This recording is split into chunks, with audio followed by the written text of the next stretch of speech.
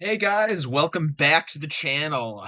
I'm excited to be with you today. I got I think a pretty good content for you guys today where I'll be covering the ethnicities and cultures of Westeros. This is probably going to get typical of my videos. Usually I do 3 to 4 parts. This will probably be a 3 to 4 parter again. I got my Team Green sweatshirt on because I am the worst, but I'm already missing House of the Dragon a lot, even though we have a good, like 16 more months for that show to come out. Actually, probably longer than that.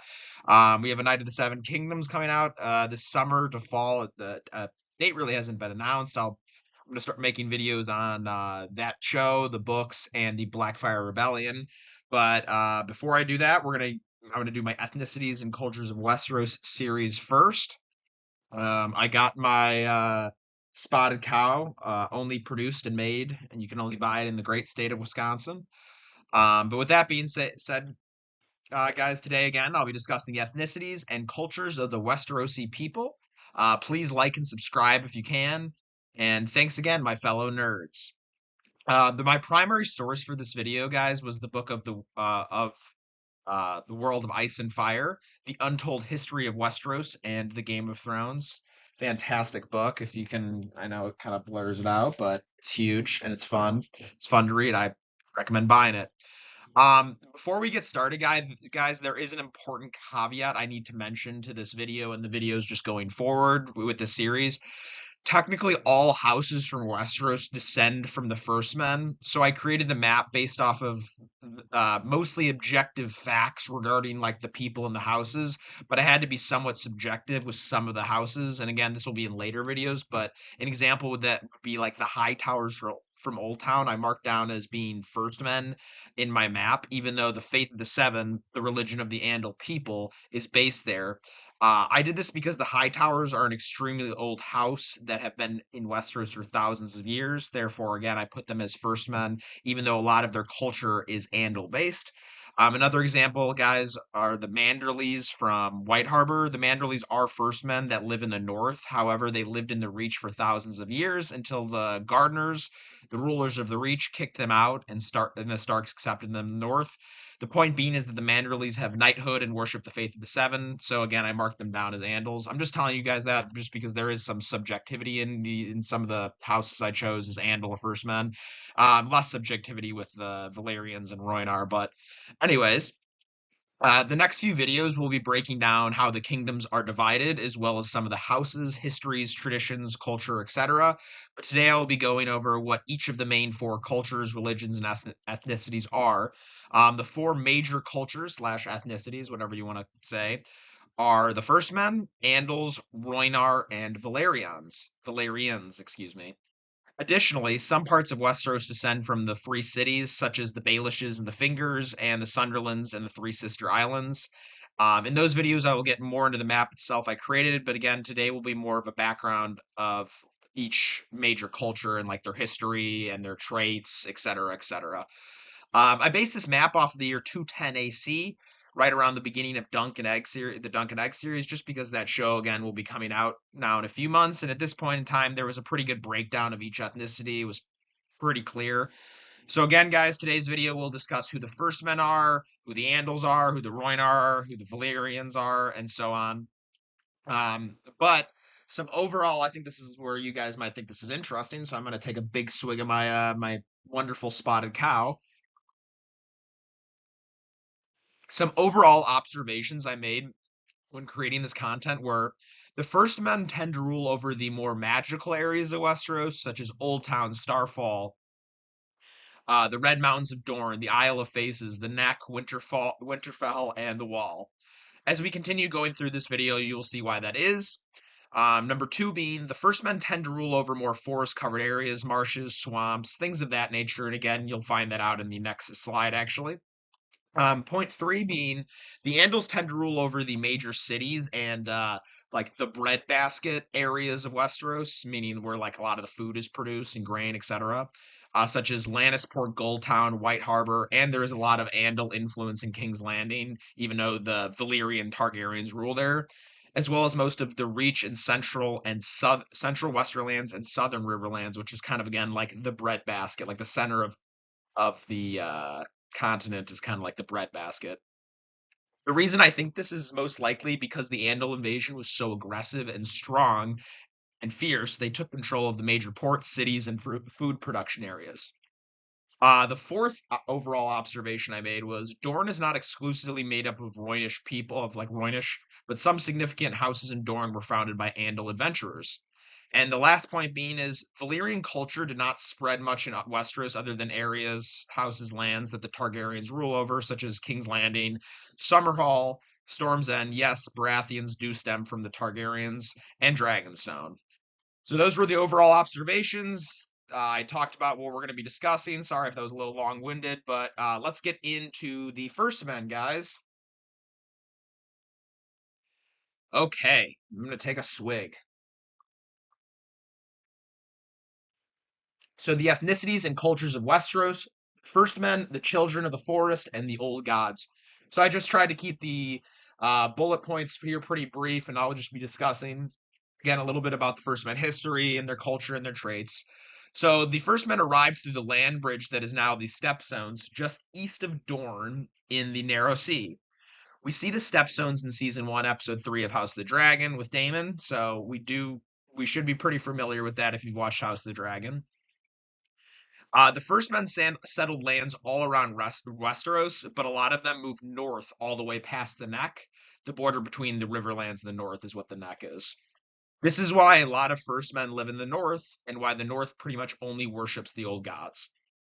The children of the forest were the original inhabitants of Westeros.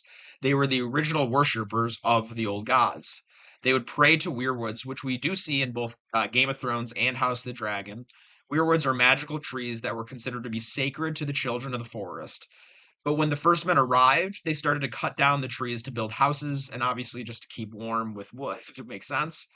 The children eventually used magic to create the stepstones by breaking the land bridge between Westeros and Essos. So before, like at this time, you could walk from Essos to Westeros, but the Children of the Forest used their magic to basically break that, and it would eventually become the Stepstones.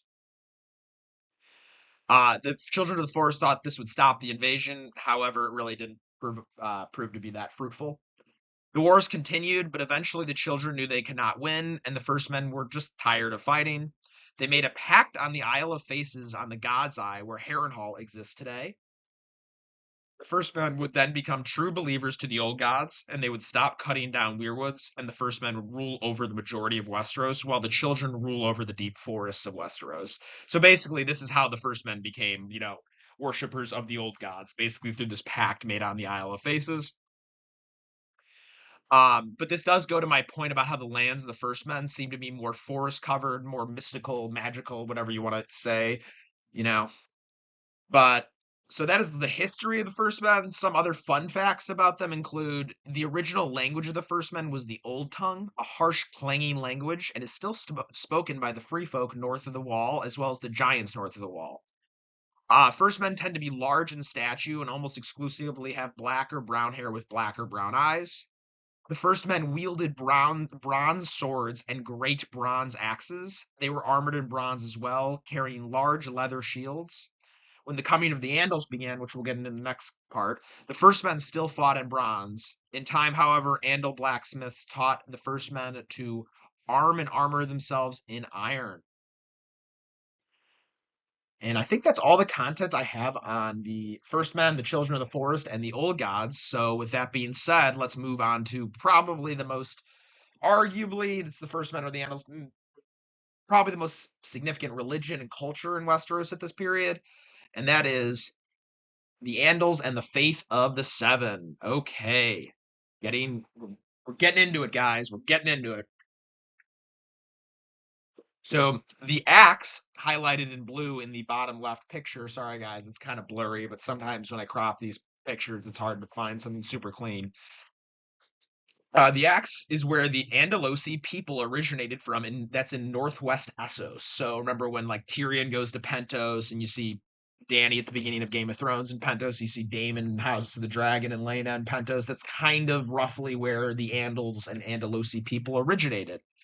They were a migratory people that cut out a large portion of northwest Essos to become what is known as Andalos. Hugor of the Hill was one of the main founders of the religion, the Faith of the Seven, claiming that the seven gods promised him and his people great kingdoms in a foreign land. This is why they eventually invaded Westeros, because this was like promised to them in like a religious prophecy. The Faith of the Seven is the major religion in Westeros, of course, during the time of House of the Dragon, Game of Thrones. Most of the faith worship the seven who are one, a single deity with seven aspects or faces.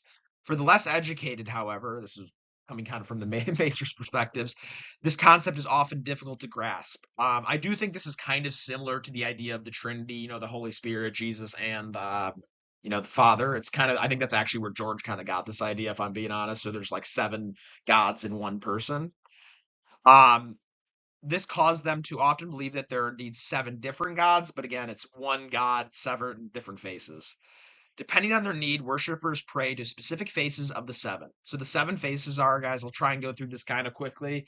The Father, also is referred to as the Father above, is depicted as a bearded man with a stern and strong face. He's kind of like the alpha, like, God in their faith. Like, even though, again, it's all one God, kind of confusing, but he's kind of like the alpha face, I guess. Judgment is said to belong to the Father. Additionally, he protects his children. He's often prayed for justice. Um, Additionally, one might pray to the Father asking him to defend someone in battle, etc., stuff like that. The second one is the Mother, sometimes also called the Mother above, is a loving and protective aspect of the seven. She often asks for mercy and to keep loved ones safe.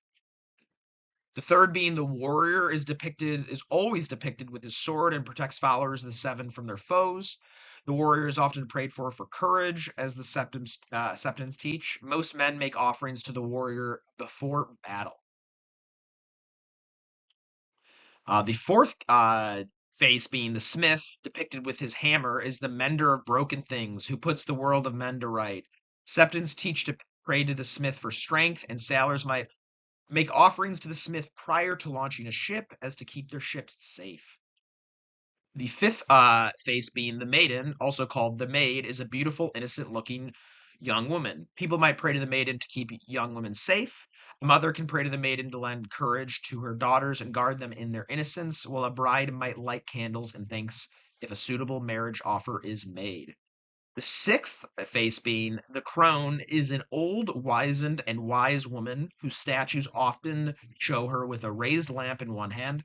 People pray to the crone for wisdom and guidance. And finally, the seventh, probably the darkest of all of them, is the stranger, is neither male nor female, yet both at the same time. He is the outcast, the wanderer from far places, less and more than human, unknown and unknowable. His face is the face of death. He leads the newly deceased to the other world. Those who feel like outcasts might land a candle for the stranger. So that was kind of essentially a breakdown of what their core beliefs of what the Faith of the Seven is. Again, if you really want to get into the Faith of the Seven show wise, you could always just watch seasons 5 and 6 of Game of Thrones when the High Septon takes over Westeros. You kind of learn a decent amount about the faith during those 2 seasons, in my opinion. The Andals practice knighthood, unlike the First Men and some of the Rhoynish. Some other fun facts about the Andals include the faith traditionally held several rights, apart from the right to maintain its own military orders. So the faith would have had its own military during Maegor the Cruel's time. They actually fought.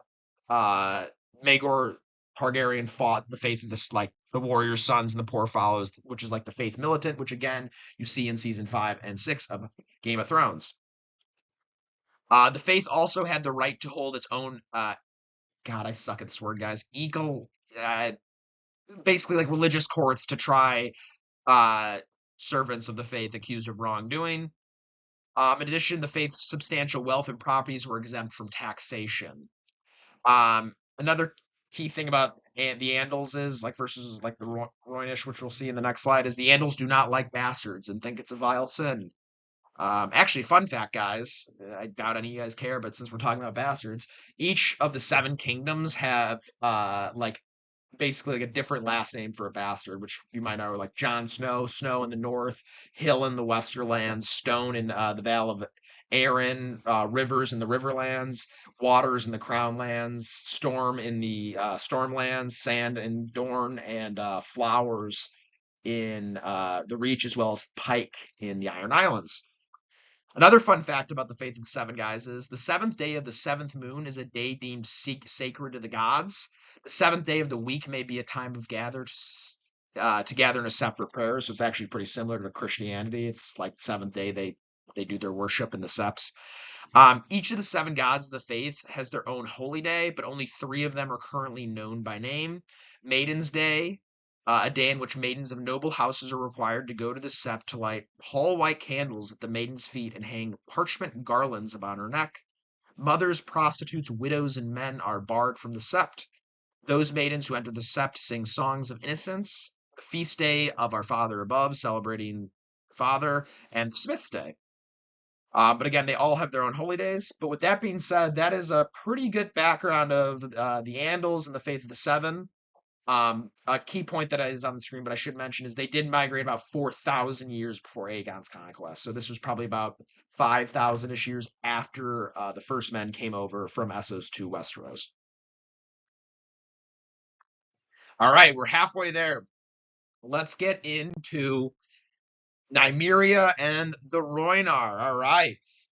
The last great migration of peoples to Westeros came with the Rhoynar. These people came from the River Rhoyne in western Essos, which you can see that long river in the picture image to the bottom left. It goes all the way basically from Volantis almost to Bravo, so it covers almost all of western Essos. They migrated with their leader Nymeria of Nysar because they cannot fend off the Valyrian dragon lords who were looking to move their empire westward into western Essos. So at this point in time, the Valyrian empire was really strong and growing. This would be about 400 to 500 years before Aegon's conquest. And they were trying to expand their empire since they pretty much now dominated pretty much all of central, southern, and eastern Essos. They wanted to start moving west. So Nymeria took many of her people and moved westward to Dorne. She went to a few other places like the Basculin Isles, like Southros, like a bunch of crazy, dangerous places, and they eventually settled in Dorne. She had 10,000 ships with her. And a side note, part of the reason I believe the Dornish were the only peoples who could fend off Aegon and the Targaryens during Aegon's conquest, which I have a video on if you want to watch that, was because of their history of fighting the dragons. And again, this migration took place roughly 400 years before Aegon's conquest, so the Rhoynish are actually pretty new to Westeros. Eventually, Nymeria would marry into House Martell, the ruling family of Dorne, the southernmost kingdom of Westeros. Technically, Dorne is a principality because it is ruled over by a prince or princess, which brings me into another important point about Dorne and the Rhoynar. Before I say that, so I'm really enjoying this beer. If you're ever up in Wisconsin, highly recommend grabbing a Spotted Cow. The Rhoynar practice, what I just said doesn't make any sense, guys. Oh, the Rhoynar practice in Dorne, they practice customs that are different from mainstream Andal culture. Sorry, that was really long-winded. Basically, there's some key differences between Andals and Rhoynar that I'm going to go over right now. These included equal primogeniture, granting inheritance to the eldest child regardless of gender. So if you're the oldest daughter, you're the princess of Sunspear. Doesn't go to the son. The Andals don't believe that. That's why the whole war between Aegon and Rhaenyra was fought in House of the Dragon, because it was Andal tradition, which was dominant at that period of time. And, Andals, a lot of people believe Aegon should be king because he was the firstborn son, but others on Rhaenyra's side argued that Sarah specifically called out Rhaenyra as the heir, and kind of like the other argument I would argue on the Rhaenyra side of things is like Targaryens are a little different, like the doctrine of exceptionalism, for example, at Jaehaerys. They're like a little different, so like they can let women rule. But anyways, that's kind of a side point. Let's get back to the Rhoynar and Dorne. The Rhoynish do tend to tolerate homosexuality more than the Andals and First Men. Due to their origin in city-states, the Rhoynar titled their rulers princesses and princes. That's because of their culture from Essos. Their influence made these customs standard in Dorne as well. And another important thing to mention is the Rhoynar worshipped a number of river-themed nature gods. Their primary god was Mother of Rhoyne, or Mother River. But again, I'll actually get into that However, most Dornish by the time of Aegon worshipped the Faith of the Seven. So the Rhoynar had found their new home in Dorne, and a new house was created. House Nymerius Martell, named after Nymeria, and the original rulers of Dorne, House Martell. Some other fun facts about the Rhoynish include they are a slender people with smooth olive skin, black hair, and dark eyes. Some descendants of the Rhoynar did not assimilate and continue to practice the traditions of their ancestors, called the Orphans of the Greenblood, which is actually Greenblood is a river in eastern Dorne. These individuals live on rafts along the river Greenblood and consider themselves orphaned from their mother Rhoyne. They are pure of Rhoynar blood and still speak the Rhoynish language in secret. So basically, there's still people like in Eastern Dorne that don't really like worship the Faith of the Seven, that still worship the old, like Rhoynish gods. But with that being said, that pretty much covers the ethnicities and culture of the Rhoynar and people of Dorne. But we're finally on to our last people, which is by far the smallest group in Westeros. And that is the Valyrians, and specifically the Targaryens. I'm going to take a sip here, ladies and gents. Valyrians were originally a civilization sheltered in the 14 Flames, a ring of volcanoes around the Valyrian Peninsula. Valyrian stories claim that dragons originated in their lands, although tales from Asshai, which is in very, very far east Essos. Actually, I'm pretty sure Lady Melisandre in Game of Thrones mentions Asshai. It's a really freaky place. It's like dark all the time. Claim that beasts were brought to Valyria from the Shadowlands. The Valyrians tamed the dragons with magic, most likely, taught by vanished people according to the people of Asshai, and made the beasts into devastating weapons of war. With the aid of dragons, the Valyrians established the Valyrian Freehold, which was basically kind of like the Roman Empire. So as you can see the image to the bottom left, that's like the Valyrian Peninsula, but the Valyrian Freehold extends pretty much across all of that map you see to the bottom left. So imagine all of that in red at its peak. Uh, Valyrians survive in Lys, where even the small folk have the pale skin, silver gold hair, and purple, lilac, and blue eyes of the dragon lords of old. So again, that's just describing what they look like, which we already know from like Daenerys and everyone in House of the Dragon. Um, but basically, 102 years before Aegon's conquest, there was this thing called the Doom of Valyria. It pretty much wiped out all the dragons and all of the Valyrians because it was a big fire that has a lot of conspiracies about how it started. I'm not gonna. That literally could take a whole nother video. Like, the YouTuber David Lightbringer has a pretty good video on the uh, the Doom of Valyria. You should give that a watch. But again, 102 years, the Doom happens, but the Targaryens 12 years prior had escaped, not escaped, but just left, and they were mocked for it. But they left with their dragons and their people, and they fled to Dragonstone, which we all know of as that island, the Targaryens still control to this day.